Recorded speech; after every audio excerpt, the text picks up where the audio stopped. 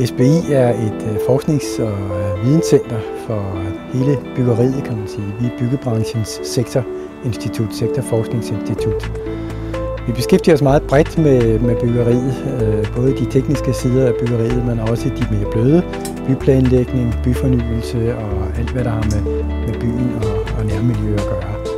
Art Andersen er en virksomhed, som har været vild med at lave noget grænseoverskridende, men alt koncentreret omkring vinduer, altså persienner og skodder og solafskærmning. Det er vores kerneområde, og det har været i 20 år, og det bliver det ved med at være.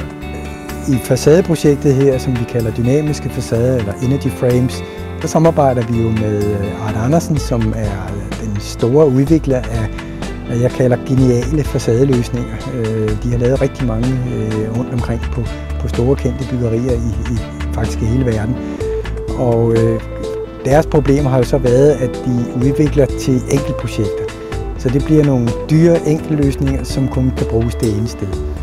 Og hele filosofien i vores fælles projekt nu er, at nu skal vi prøve at finde en model, hvor det kan masseproduceres. Samarbejdet med SBI har været meget udbytterigt for os, for det har ført til, at vi kan få det her produkt, vi er ved at lave nu, dynamiske facadeelementer, sat i produktion sammen med en producent, Protec vinduer. Vi har fået mere værdi på de ting, vi har gået og puslet med i så mange år, ved at Kjeld Jonsen fra SBI har kunne komme ind og stille spørgsmål som en teoretiker og kunne ind og kunne give analyser og være også inspirerende for at komme videre i forløbet.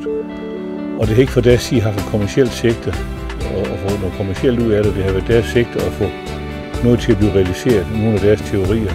Vi går meget ud af at samarbejde med industrien helt bredt. Altså, vi har samarbejdet med nogle af de førende reguleringsfirmaer på kunsthuset, for eksempel. Vi har samarbejdet med faktisk med hele lysbranchen, kan man sige. De forsøg, vi har kørt, der har hver af de firmaer, der er involveret, har selv fået lov at installere deres belysningsanlæg, og så har vi undersøgt, hvad for nogen fungerer godt, og hvad for nogen fungerer mindre godt.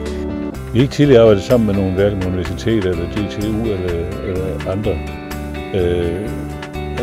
Jeg kan kun anbefale andre at gøre det, fordi det giver den dybde, man har brug for.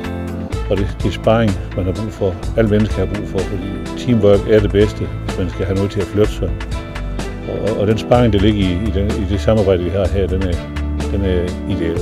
Vi får ikke komme så vidt, hvis vi ikke har haft det her samarbejde med SBI, så vi kommer så langt med det her produkt.